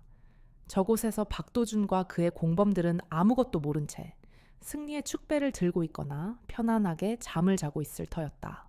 그 순간 이수연의 모든 것이 변했다. 지난 일주일간 그녀를 감싸고 있던 유약하고 순종적인 중위의 가면이 산산조각 나며 벗겨져 내렸다. 그 가면 아래에서 드러난 것은 국가가 비밀리에 양성한 가장 위험한 인간 병기, 심판자의 얼굴이었다. 그녀의 어깨는 굳건히 펴졌고 턱선은 날카로워졌으며 눈빛은 밤의 어둠보다 더 차갑고 깊어졌다. 그녀는 수통의 물로 얼굴에 묻은 흙먼지를 씻어냈다. 그것은 단순한 세수가 아니었다. 굴욕과 인내의 시간을 씻어내고 자신의 본래 모습으로 돌아가는 의식과도 같았다. 헝클어진 머리를 단정하게 다시 묶는 그녀의 손길은 빠르고 정확했다. 그녀는 더 이상 피해자가 아니었다. 그녀는 이제 사냥꾼이었다. 그녀는 어둠 속에서 조용히 자신의 무기를 점검했다. 서바이벌 나이프의 날을 확인하고 군화끈을 단단히 고쳐맸다. 그녀의 모든 움직임에는 이제 한치의 망설임도 없었다. 90분, 그녀에게 주어진 시간이었다. 그리고 그 시간은 저 아래의 부패한 왕국에 내려질 사망 선고나 다름없었다. 사냥감이 자신의 승리를 확신하며 깊은 잠에 빠져 있을 때 그가 죽이려 했던 사냥꾼은 어둠 속에서 조용히 칼을 갈고 있었다. 박도준 소령은 자신이 저지른 실수가 무엇인지, 그리고 그 실수의 대가가 얼마나 끔찍한 것인지를 곧 깨닫게 될 것이었다. 지옥의 막이 이제 막 오르고 있었다. 90분, 이수연에게는 영겁과도 같으면서도 동시에 눈 깜짝할 사이에 지나갈 시간이었다. 그녀는 단 1초도 허비하지 않았다. 그녀의 방역은 이미 시작되었다. 첫 번째 단계는 이수연 중위라는 허물을 완벽하게 벗고 본래의 자신으로 돌아가는 것이었다. 그녀는 언덕을 미끄러지듯 내려와 훈련장 인근의 작은 계곡으로 향했다. 그녀는 어둠 속에서도 자신의 위치를 정확히 알고 있었다. 이곳은 그녀가 부대에 전입 온 첫날 지형 정찰을 핑계로 미리 답사해 둔 곳이었다. 그녀는 계곡 옆에 거대한 바위 아래 낙엽으로 위장된 부분을 파헤쳤다. 그곳에는 그녀가 미리 묻어둔 소형 방수팩이 있었다. 그녀의 임무에 있어 수많은 비상계획 중 하나였다. 방수팩 안에는 진공 포장된 깨끗한 전투복 한 벌과 군화, 그리고 간단한 응급처치 도구와 고열량 비상식량이 들어있었다. 그녀는 차가운 계곡물에 주저없이 들어가 자신의 몸에 남은 굴욕의 흔적, 즉 흙먼지와 진흙을 깨끗이 씻어냈다. 얼음장 같은 물의 냉기가 그녀의 정신을 더욱 또렷하게 만들었다. 물기를 닦아낸 그녀는 신속하게 새 전투복으로 갈아입었다. 옷은 그녀의 몸에 완벽하게 맞춰져 있었고 군화는 발을 편안하게 감쌌다. 그녀는 자신의 모습을 물에 비춰보았다. 더 이상 흙먼지 투성이의 초라한 피해자는 없었다. 그곳에는 막 사열을 마친 장교처럼 흠잡을 데 없이 완벽한 군인 한 명이 서 있을 뿐이었다. 그녀는 남은 시간 동안 자신의 상태를 최상으로 끌어올렸다. 비상식량을 섭취하여 에너지를 보충하고 가벼운 스트레칭으로 격렬한 활동으로 뭉친 근육을 풀었다. 그녀는 머릿속으로 앞으로 벌어질 모든 상황을 수십 번이고 시뮬레이션했다. 박소령의 예상 반응, 다른 장교들의 움직임, 그리고 자신이 나타났을 때 그들이 받게 될 심리적 충격까지. 그녀의 계획은 단순히 부대로 복귀하는 것이 아니었다. 그것은 등장이어야 했다. 가장 완벽하고 가장 충격적인 방식으로. 그녀는 박도준의 무대 위로 유령처럼 나타나 그가 짜놓은 모든 각본을 찢어버릴 생각이었다. 그녀의 심장은 차갑게 뛰고 있었다. 그것은 사냥을 앞둔 포식자의 심장 박동이었다. 약속된 시간이 가까워 오자 그녀는 움직이기 시작했다. 그녀는 부대의 정문을 통과하지 않았다. 그곳은 이미 박소령에 의해 이수연 중위가 실종되었다는 보고가 전달되었을 가능성이 높았다. 그녀는 부대 외곽의 가장 취약한 지점, 즉 감시 카메라의 사각지대이자 야간 순찰조의 동선이 가장 뜸한 곳으로 향했다. 그녀는 3미터 높이의 철조망 앞에 섰다. 잠시 숨을 고른 그녀는 놀라운 도약력과 민첩성으로 철조망을 기어오르기 시작했다. 그녀의 움직임은 고양이처럼 조용하고 유연했다. 철조망 상단의 날카로운 가시들을 가볍게 피하며 그녀는 소리 없이 부대 안으로 착지했다. 마치 처음부터 그곳에 있었던 사람처럼. 부대 내부는 고요했다. 간간히 들려오는 순찰조의 발소리와 멀리서 들려오는 취침소등 나팔 소리만이 밤의 정적을 깨고 있었다. 이수연은 건물의 그림자와 지형 지물을 이용해 자신의 몸을 완벽하게 숨기며 이동했다. 그녀의 발걸음은 유령과도 같아서 아무도 그녀의 존재를 알아차리지 못했다. 그녀는 곧장 자신의 숙소로 향했다. 그녀가 문을 열고 안으로 들어섰을 때, 방은 그녀가 떠났을 때와 똑같은 모습이었다. 모든 것이 자로 잰 듯 정돈된 그녀만의 공간. 그녀는 그곳에서 잠시 숨을 골랐다. 이제 마지막 무대로 갈 시간이었다. 그녀의 목표는 장교 식당 옆에 위치한 지휘관 전용 휴게실이었다. 그녀는 박소령과 그의 측근들이 그곳에 모여 승리를 자축하고 있을 것이라고 확신했다. 한편 그녀의 예상대로 지휘관 휴게실 안에서는 작은 파티가 벌어지고 있었다. 박도준 소령은 위스키 잔을 손에 든 채 의기양양하게 자신의 무용담을 떠벌리고 있었다. 그의 측근인 두어 명의 장교들은 그의 말에 아첨하며 연신 웃음을 터뜨렸다. 내가 말했지, 여자들은 정신적으로 한 번만 꺾어주면 알아서 무너진다고. 아마 지금쯤 숲속 어딘가에서 웅크리고 앉아서 엄마를 부르며 엉엉 울고 있을걸. 박소령이 큰 소리로 웃자 다른 장교들도 따라 웃었다. 내일 아침에 우리가 발견했을 때 그 꼴이 아주 볼만할 겁니다. 그들은 이수연을 조롱하며 자신들의 잔인한 행위를 정당화하고 있었다. 그들은 자신들이 이 부대의 왕이며 그들의 권력에 도전하는 자는 누구든 파멸할 것이라고 굳게 믿었다. 그들의 오만함은 하늘을 찌르고 있었다. 바로 그 순간이었다. 휴게실 문이 소리 없이 아주 천천히 열렸다. 모두의 시선이 그쪽으로 향했다. 처음에는 복도를 지나가는 병사 중 한 명이 실수로 문을 열었으리라 생각했다. 하지만 문틈으로 들어선 인물의 모습에 휴게실 안의 모든 소음이 거짓말처럼 멈췄다.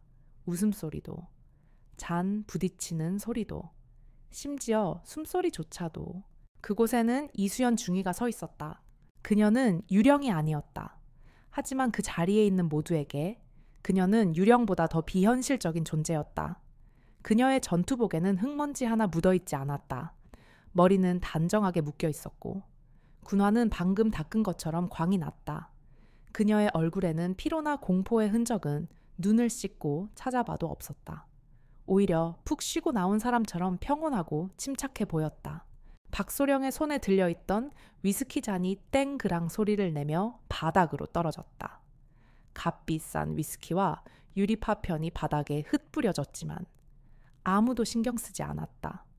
박소령의 얼굴은 경악으로 하얗게 질려 있었다. 그는 자신의 눈을 의심했다. 이것은 불가능한 일이었다. 그녀는 지금쯤 칠흑 같은 어둠 속 차가운 흙더미 아래에 묻혀 있어야만 했다. 이수연은 그들의 얼어붙은 시선을 받으며 방 안으로 천천히 걸어 들어왔다. 또각, 또각. 그녀의 군화 소리가 휴게실의 정적을 날카롭게 갈랐다. 그녀는 똑바로 걸어가 넋이 나간 채 자신을 쳐다보고 있는 박도준 소령의 바로 앞에 멈춰섰다. 둘 사이의 거리는 불과 한 걸음이었다. 모두가 숨을 죽였다. 이수연은 얼음처럼 차가운 눈으로 박소령의 눈을 똑바로 응시했다. 그녀의 눈빛에는 더 이상 존중이나 복종의 기색이 없었다. 그곳에는 오직 차가운 경멸과 모든 것을 끝내겠다는 단호한 의지만이 담겨 있었다. 그녀가 조용히 입을 열었다. 장난은 끝났습니다. 박소령님. 그녀의 목소리는 크지 않았지만 휴게실 안의 모든 사람들의 뇌리에 망치처럼 박혔다. 그 한마디에 담긴 무게감에 박소령은 자신도 모르게 뒷걸음질 쳤다. 잠시 동안의 충격과 혼란이 지나가자 그의 얼굴에 극도의 분노가 떠올랐다. 그의 공포심이 생존 본능과 결합하여 공격성으로 표출된 것이다. 이 미친년이 네가 어떻게 여기에? 그는 이성을 잃고 고함을 질렀다. 너 지금 뭐 하는 거야? 훈련지를 무단히 탈한 거냐? 이건 탈영이야. 탈영이라고 당장 인연을 체포해. 내가 군법회의에 회부해서 내년 군 생활을 완전히 끝장내 주겠어. 그는 상황을 뒤집기 위해 자신이 가진 유일한 무기인 계급과 권위를 필사적으로 휘둘렀다. 그는 자신의 죄를 덮기 위해 그녀에게 더 큰 죄를 뒤집어 씌우려 했다. 그는 이수연의 팔을 거칠게 잡아채려 손을 뻗었다. 그의 손이 그녀의 어깨에 닿으려는 바로 그 순간 아무도 예상치 못한 일이 벌어졌다. 박도준 소령의 손이 이수연의 어깨를 움켜쥐려는 바로 그 찰나였다.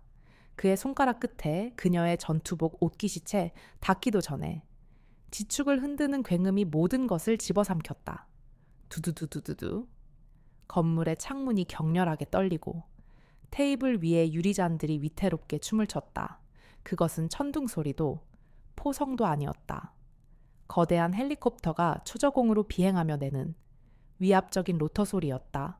휴게실 안의 모든 사람들이 본능적으로 몸을 낮추며 귀를 막았다. 박소령의 공격적인 자세도 이수연의 차가운 시선도 그 모든 대립의 기류가 하늘에서 내려온 압도적인 소음 앞에 무력하게 흩어졌다. 박소령의 측근 장교 중 한 명이 비틀거리며 창가로 다가가 밖을 내다보고는 얼굴이 새하얗게 질린 채 소리쳤다. 블랙호크입니다. UH-60 블랙호크가 연병장으로 착륙하고 있습니다. 그의 목소리는 헬기 소음에 묻혀 거의 들리지 않았지만 그의 입 모양과 경악에 찬 표정만으로도 그 의미를 파악하기에 충분했다. 블랙호크? 그것은 사단 장급 이상의 최고위급 지휘관이나 특수부대의 침투 작전에나 동원되는 기체였다. 그런 헬기가. 그것도 지정된 헬기장이 아닌 부대의 심장부인 연병장에 무단으로 착륙하고 있었다. 이것은 방문이 아니었다. 명백한 침공이자 점령이었다. 곧이어 부대 전체에 비상경보 사이렌이 날카롭게 울려 퍼지기 시작했다. 혼란은 극에 달했다. 박도준 소령은 더 이상 이 상황의 주인이 아니었다. 외부에서 온 정체에 모를 거대한 힘이 그의 왕국을 송두리째 흔들고 있었다. 그는 분노와 당혹감 속에서 어찌할 바를 모르고 창밖만 멍하니 바라볼 뿐이었다.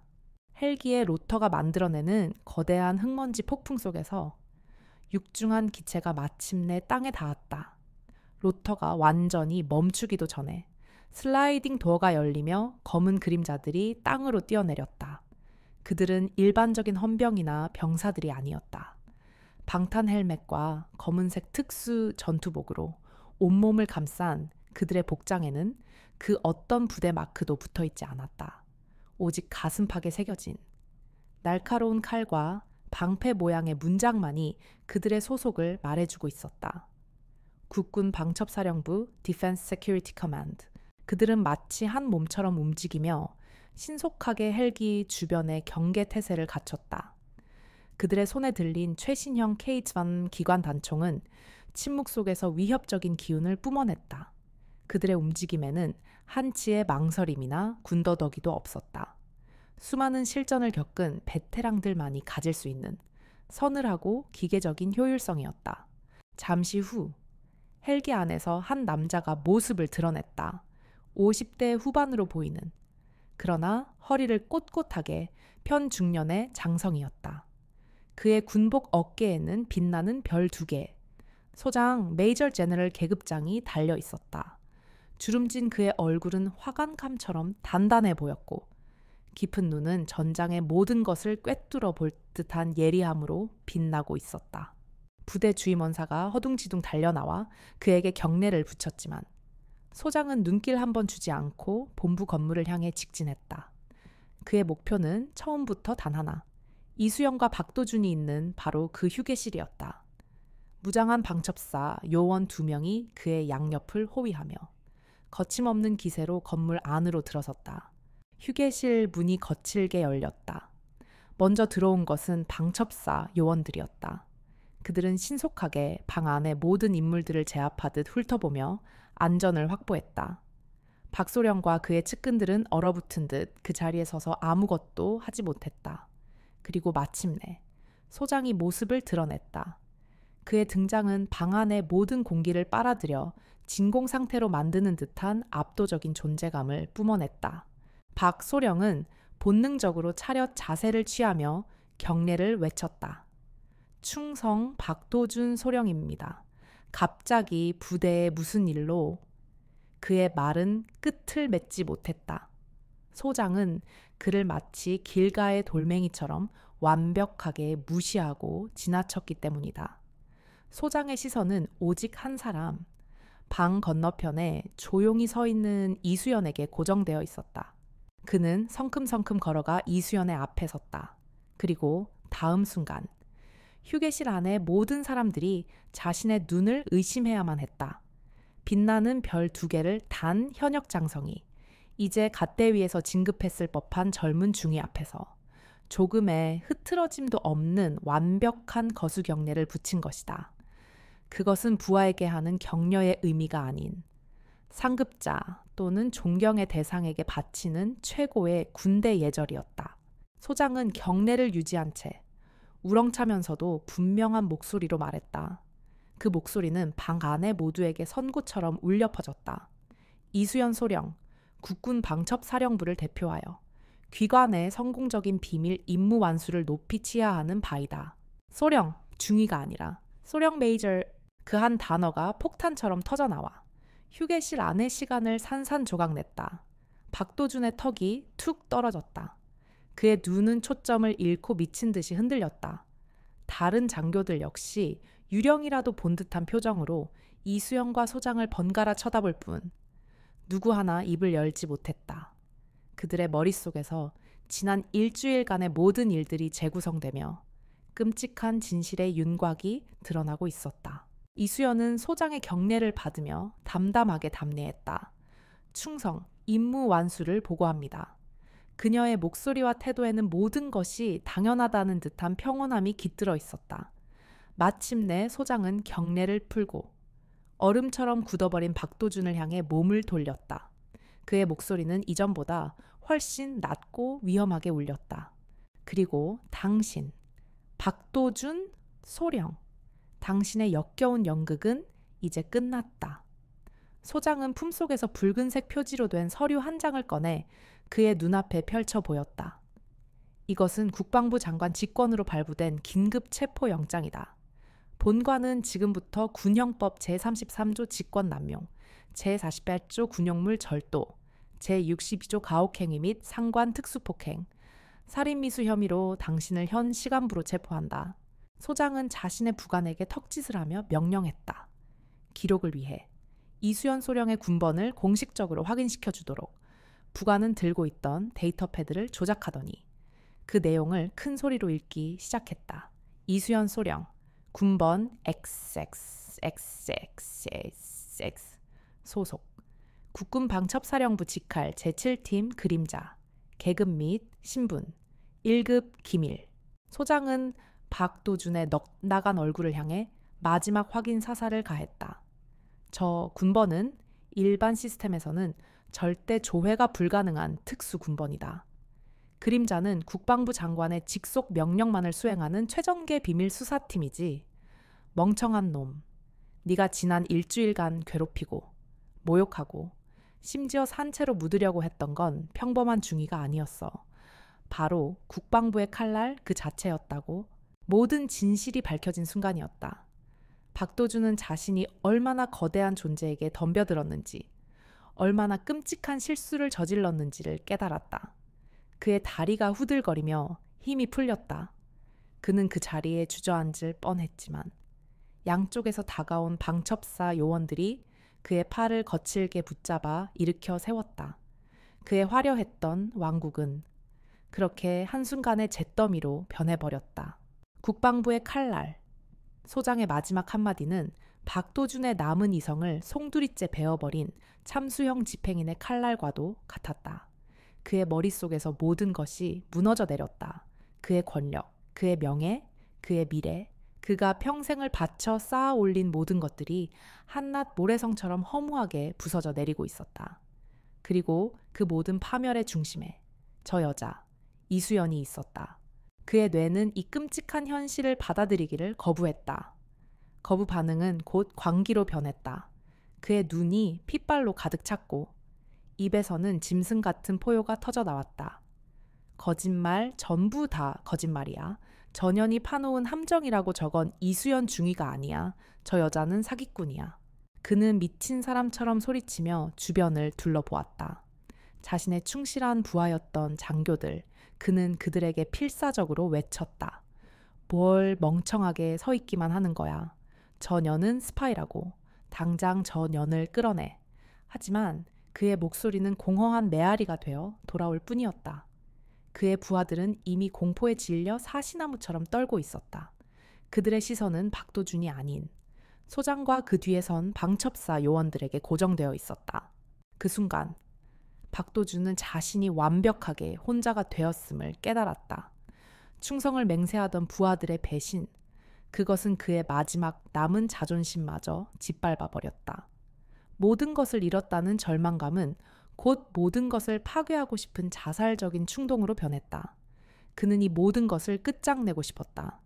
자신을 나락으로 떨어뜨린 원흉, 바로 저 여자를 자신의 손으로 없애버리고 싶었다.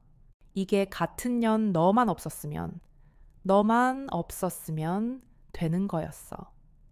그는 마지막 남은 힘을 다해 이수연을 향해 달려들었다. 그것은 군인의 공격이 아니었다.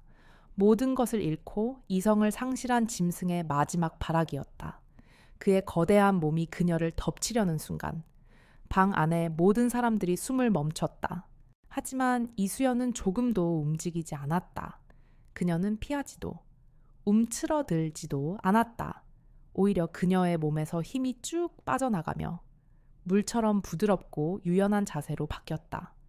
마치 폭풍의 눈 한가운데에 서 있는 것처럼 그녀의 주변 시간은 느려지고 공간은 왜곡되는 듯했다.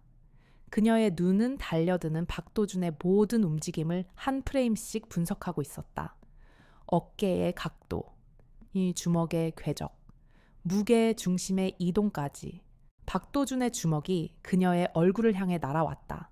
하지만 그의 주먹은 허공을 갈랐다. 이수연은 종이 한 장 차이로 그의 공격을 피하며 그의 공격 범위 안으로 파고들었다. 동시에 그녀의 손바닥이 흐르는 물처럼 그의 팔뚝을 감싸며 공격의 방향을 옆으로 살짝 흘려보냈다. 최소한의 힘으로 상대의 힘을 역이용하는 완벽한 유수 제압술 리우추이츠 야슈이었다. 자신의 공격이 빗나가자 박도준의 몸은 균형을 잃고 앞으로 쏠렸다. 바로 그 찰나의 순간을 이수연은 놓치지 않았다. 그녀의 한 손은 그의 손목을 낚아챘고 다른 한 손은 그의 팔꿈치 관절 뒷부분을 정확하게 찔렀다. 뚝 작지만 섬뜩한 소리와 함께 박도준의 입에서 고통스러운 비명이 터져 나왔다. 그의 팔꿈치 관절이 역방향으로 꺾인 것이다. 그것은 시작에 불과했다. 이수연은 그의 꺾인 팔을 지렛대 삼아 그의 육중한 몸을 마치 펜기처럼 회전시켰다. 동시에 그녀의 발이 그의 발목을 가볍게 걷어찼다. 자신의 힘과 회전력, 그리고 상대의 무게를 모두 이용한 완벽한 관절기 기반의 테이크다운 타크다운이었다. 거대한 체구의 박도준은 속수무책으로 공중에서 균형을 잃고 바닥으로 내동댕이 쳐졌다. 쿵웅 육중한 소리와 함께 그가 바닥에 떨어졌다. 하지만 이수연의 공격은 끝나지 않았다. 그녀는 쓰러진 그의 위로 그림자처럼 내려앉으며 무릎으로 그의 목 옆, 경동맥과 신경다발이 집중된 완신경총 브라키알 플렉수스를 강하게 압박했다. 숨을 막는 것이 아니었다. 그의 뇌로 이어지는 신경 신호를 물리적으로 차단하는 훨씬 더 고등 기술이었다. 헉! 박도준의 눈이 흰자위를 드러내며 뒤집혔다. 그의 온몸에 극심한 고통과 함께 일시적인 마비가 퍼져나갔다. 그는 숨은 쉴 수 있었지만 손가락 하나 까딱할 수 없었다. 그는 의식이 있는 채로 자신의 몸이 더 이상 자신의 것이 아니게 되는 끔찍한 경험을 해야만 했다. 그는 바닥에 널브러진 채 무력하게 경련을 일으킬 뿐이었다. 이 모든 일은 눈 깜짝할 사이에 벌어졌다. 정확히 5초, 거구의 소령이 짐승처럼 달려들었다가 비명 한 번 제대로 지르지 못하고 무력화되기까지 걸린 시간이었다. 방 안에는 절대적인 침묵이 흘렀다. 시간이 멈춘 것 같았다. 사람들은 눈앞에서 벌어진 일을 믿을 수 없다는 표정으로 바닥에 쓰러진 박도준과 그를 제압한 채 미동도 없는 이수연을 번갈아 쳐다보았다. 그들의 경악은 폭력성 때문이 아니었다. 믿을 수 없는 수준의 실력 차이 때문이었다. 박소령의 측근 장교들은 얼굴이 사색이 된 채 뒷걸음질 쳤다. 그들의 머릿속에 지난 일주일간 자신들이 이수연에게 했던 행동들이 주마등처럼 스쳐 지나갔다. 그녀를 무시하고 조롱하고 없는 사람 취급했던 모든 순간들. 그들은 자신들이 얼마나 무서운 존재의 심기를 건드렸는지, 얼마나 죽음에 가까운 곳에서 춤을 추고 있었는지를 깨달았다. 그들의 다리가 사정없이 떨려왔다. 심지어 산전수전 다 겪은 방첩사 요원들조차 놀라움을 감추지 못했다. 그들은 이수연이 엘리트 요원이라는 사실은 알고 있었지만 이 정도로 압도적인 실력자일 줄은 몰랐다. 그들의 눈에는 존경심과 함께 희미한 경외감마저 서려 있었다. 오직 한 사람, 소장만이 놀라지 않았다. 그는 오히려 만족스럽다는 듯 희미한 미소를 띠고 있었다. 자신이 가장 아끼는 칼이 여전히 녹슬지 않고 예리한 날을 유지하고 있음을 확인한 장인의 표정이었다. 그는 이수연을 향해 작게 고개를 끄덕여 보였다. 이수연은 소장의 신호를 확인하고는 아무 일도 없었다는 듯이 박도준의 목에서 무릎을 뗐다. 그녀는 자리에서 일어나며 전투복에 묻지도 않은 먼지를 가볍게 털어냈다. 그녀의 호흡은 조금도 흐트러지지 않았고 표정 역시 평온했다. 그녀는 소장을 향해 경례를 붙이며 보고했다. 목표 제압 완료. 보고 드립니다. 그녀의 그 서늘할 정도로 프로페셔널한 태도는 방금 전의 압도적인 무력보다도 더 사람들을 공포에 떨게 만들었다. 그녀는 단순한 무술 고수가 아니었다. 그녀는 감정이 배제된 채 오직 임무만을 수행하는 완벽한 인간 병기였다. 그제서야 정신을 차린 방첩사 요원들이 움직이기 시작했다. 그들은 바닥에서 고통스럽게 신음하고 있는 박도준에게 다가가 그의 양팔을 뒤로 꺾어 수갑을 채웠다. 철컥 하는 차가운 금속성 소리가 그의 왕국에 내려진 완벽한 종언을 알리고 있었다. 모든 심판은 그렇게 끝이 났다. 박도준 소령에게 수갑이 채워지는 차가운 금속성 소리는 제7강습대대를 짓누르던 오래된 악몽의 종식을 알리는 신호탄과도 같았다. 그의 무력한 뒷모습이 방첩사 요원들에게 끌려 휴게실 밖으로 사라지자 그제야 얼어붙어 있던 시간은 다시 흐르기 시작했다. 하지만 방 안의 공기는 이전과는 완전히 달라져 있었다. 공포와 경악이 그리고 희미한 해방감이 뒤섞인 기묘한 침묵이 공간을 지배했다. 소장은 이수연에게 가볍게 턱짓을 하며 말했다. 이제부터는 자네가 지휘하도록 이 부대의 모든 인원과 자산에 대한 통제권을 자네에게 위임한다. 그의 말은 이수연이 단순히 비밀 임무를 수행한 요원이 아니라 이 부패한 왕국을 철거하고 새로운 질서를 세울 책임자임을 공식적으로 선언하는 것이었다. 알겠습니다. 이수연은 짧게 대답하고는 방구석에서 사색이 된 채 떨고 있는 박소령의 측근 장교들을 향해 몸을 돌렸다. 그녀의 시선이 닿자 그들은 마치 사형 선고를 받은 죄수처럼 움찔하며 고개를 숙였다. 그들의 눈에는 더 이상 오만함이나 경멸의 빛이 없었다. 오직 비굴한 공포만이 남아 있었다. 당신들은 박도준 소령의 공범 혐의로 현재 시각부로 직무가 정지된다. 그녀의 목소리는 얼음처럼 차가웠다. 지금부터 어떠한 통신 장비도 사용할 수 없으며 지정된 장소에서 대기해야 할 것이다. 저항하거나 도주를 시도할 경우 즉시 발포를 허가한다. 그녀의 말이 끝나자마자 방첩사 요원들이 일사불란하게 움직여 그들을 한 명씩 제압하고 통제했다. 그들은 단 한마디의 저항도 하지 못했다. 그들은 자신들이 상대하고 있는 것이 누구인지를 이제 뼈저리게 깨달았기 때문이었다.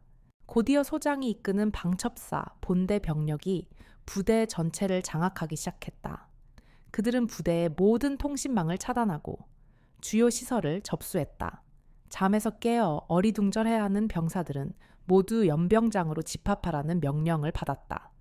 한밤중에 벌어진 이 갑작스러운 사태에 부대는 거대한 혼란에 빠졌지만 그 혼란 속에서도 방첩사의 통제는 한치의 오차도 없이 이루어지고 있었다. 이수연은 연병장 단상 위로 올라섰다. 헬리콥터의 착륙등과 서치라이트가 그녀의 모습을 환하게 비추었다. 수백 명의 병사들이 웅성거리며 그녀를 올려다보았다.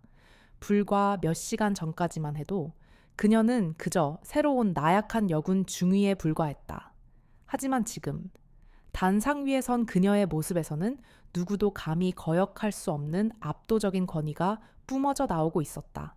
그녀는 마이크를 잡았다. 그녀의 목소리는 확성기를 통해 부대 전체에 울려 퍼졌다. 나는 국군방첩사령부 소속 이수연 소령기다. 지금부터 제7강습대대에 대한 특별 감찰 및 수사를 개시한다. 그녀의 간결한 선언에 병사들 사이에서 거대한 술렁임이 일었다. 그녀는 계속해서 말했다. 지난 시간 동안 이 부대 내에서 부당한 대우를 받거나 불법적인 행위를 목격한 모든 인원에게 말한다. 여러분은 더 이상 두려워할 필요가 없다. 여러분의 신원은 철저히 보호될 것이며 여러분의 증언은 이 부대를 바로 세우는 초석이 될 것이다. 진실을 말할 기회를 주겠다.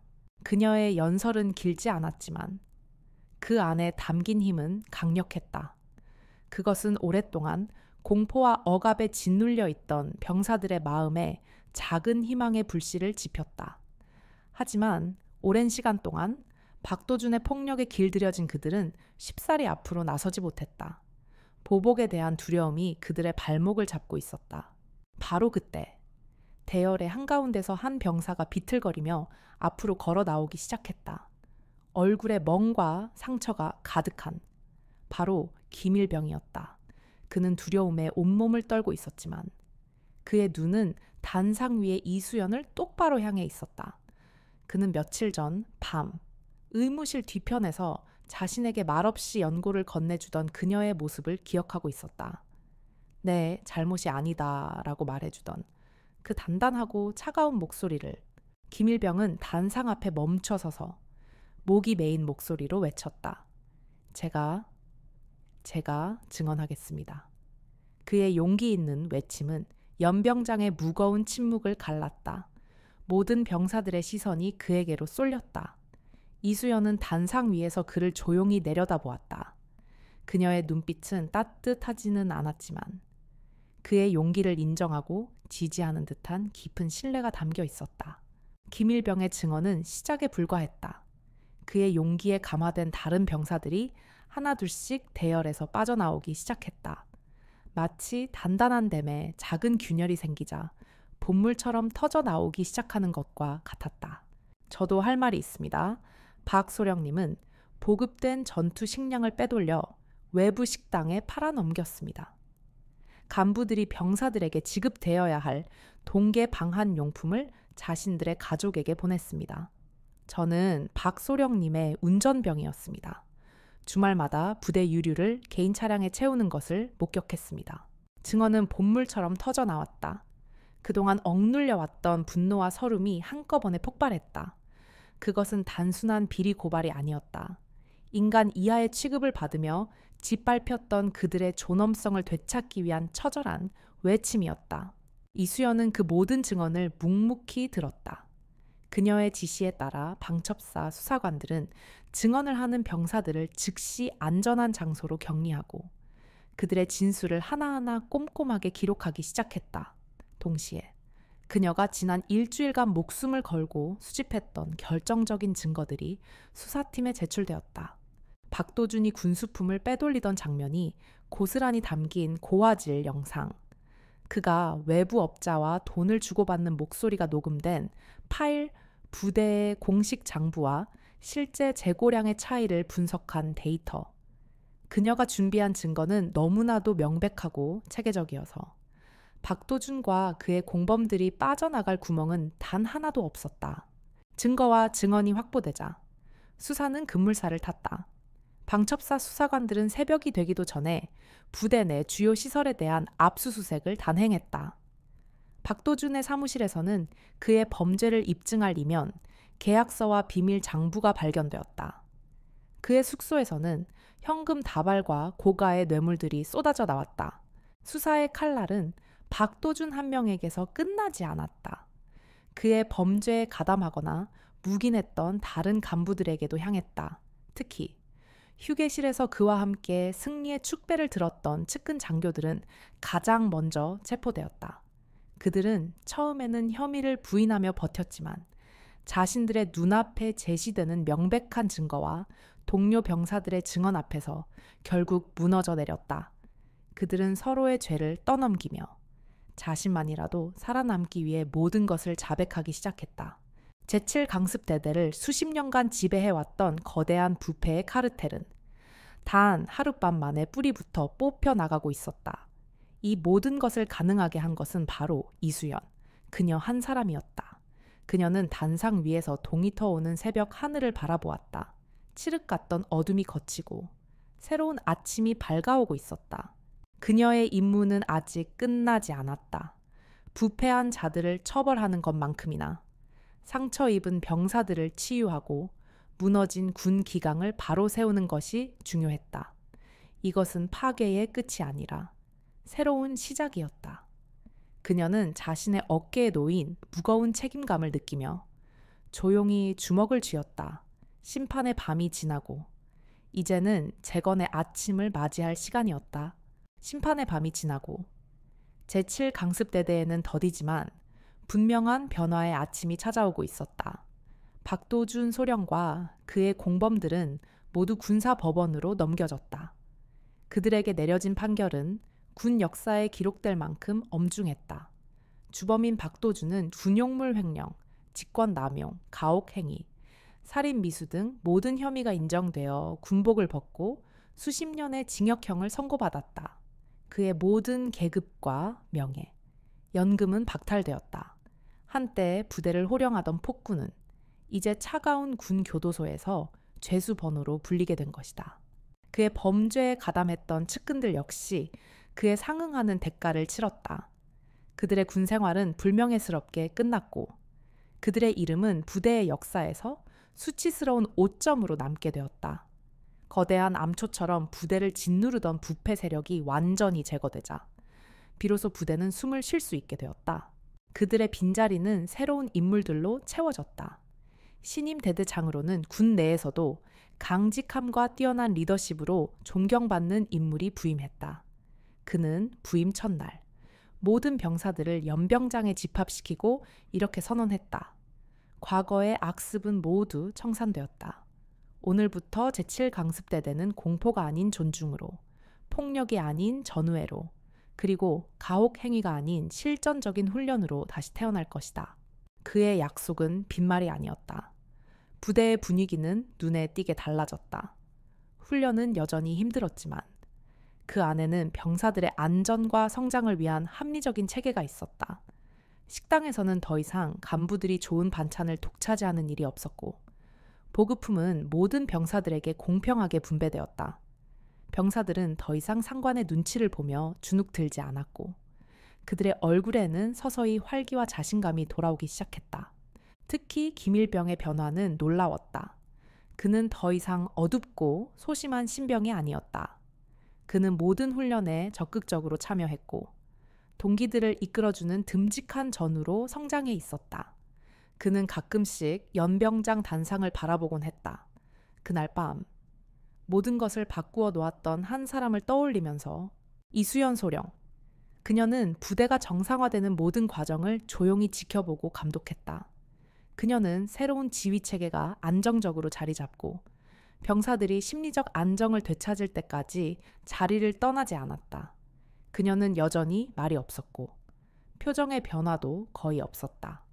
하지만 그녀의 존재 자체만으로도 부대원들에게는 거대한 안정감을 주었다. 그리고 마침내 그녀의 임무가 완전히 끝나는 날이 왔다.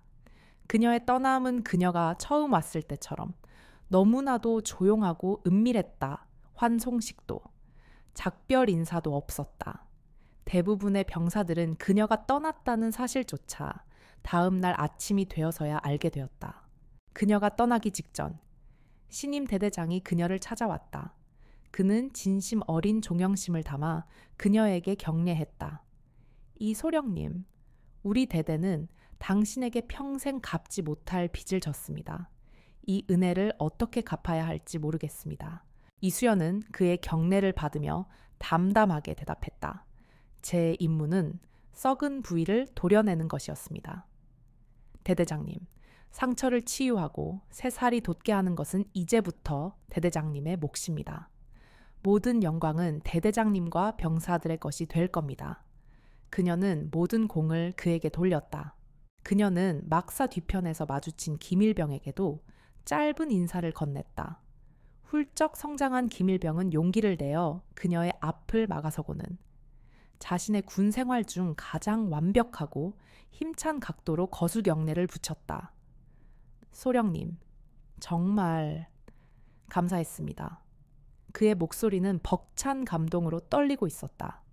이수연은 잠시 그를 바라보다가 아주 희미하게 고개를 끄덕여 주었다. 그것만으로도 충분했다. 그녀는 요란한 군용 지프가 아닌 부대 후문에서 조용히 그녀를 기다리고 있던 검은색 세단에 올라탔다. 차는 미끄러지듯 부대를 빠져나갔고 그녀는 뒤를 돌아보지 않았다. 그녀는 그렇게 왔던 것처럼 바람처럼 사라졌다. 그녀가 떠난 후 제7강습대대에는 전설이 하나 생겨났다. 아무도 무시했던 작고 가녀린 신임 여군 중위가 사실은 국방부에서 직접 보낸 비밀 요원 아르테미스였다는 이야기. 그녀가 단 하룻밤 만에 거대한 악을 심판하고 부대를 구원했다는 이야기는 신병들이 들어올 때마다 선임병들이 들려주는 군대 전설이 되었다. 그녀의 이야기는 부대원들에게 중요한 교훈을 남겼다. 절대 겉모습만으로 사람을 판단하지 말 것. 그리고 진정한 힘과 권위는 위협적인 목소리나 폭력에서 나오는 것이 아니라 흔들리지 않는 신념과 묵묵한 책임감에서 나온다는 것을 제7강습대대는 그녀가 남기고 간 유산 위에서 대한민국 육군에서 가장 명예롭고 강한 부대 중 하나로 다시 태어났다. 그녀의 이름은 공식 기록 어디에도 남지 않았지만 모두의 마음속에 영원히 기억되었다. 이야기는 여기서 끝나고 유튜브 팟캐스트 채널의 아나운서가 시청자 청취자에게 직접 이야기하는 부분으로 전환됩니다. 오늘의 이야기는 여기까지입니다. 부패한 권력의 심장부로 뛰어들어 모든 것을 바로잡은 이수연 소령의 이야기. 어떻게 들으셨습니까? 어쩌면 우리 사회에도 자신의 지위를 악용하는 또 다른 박도준 소령과 보이지 않는 곳에서 그에 맞서 싸우는 이름 없는 이수연 소령이 존재할지도 모릅니다. 오늘 이야기는 우리에게 아주 중요한 메시지를 던져줍니다. 겉모습이라는 편견이 얼마나 위험한 것인지, 그리고 진정한 힘은 목소리의 크기나 완력에서 나오는 것이 아니라 올바른 신념과 그것을 지키려는 용기에서 나온다는 사실을 말입니다. 부당함에 침묵하지 않고 자신의 자리에서 묵묵히 최선을 다하는 모든 분들이 바로 우리 시대의 진정한 영웅기일 것입니다. 여러분의 가슴을 뻥 뚫어준 사이다 같은 이야기였다면 좋아요를 눌러주세요. 앞으로도 이런 통쾌하고 의미 있는 이야기를 계속 듣고 싶으시다면 구독과 알림 설정을 잊지 마세요. 그리고 오늘 이야기에 대한 여러분의 생각과 감상을 댓글로 자유롭게 남겨주시면 저희 채널에 정말 큰 힘이 됩니다. 끝까지 시청해주셔서 진심으로 감사합니다.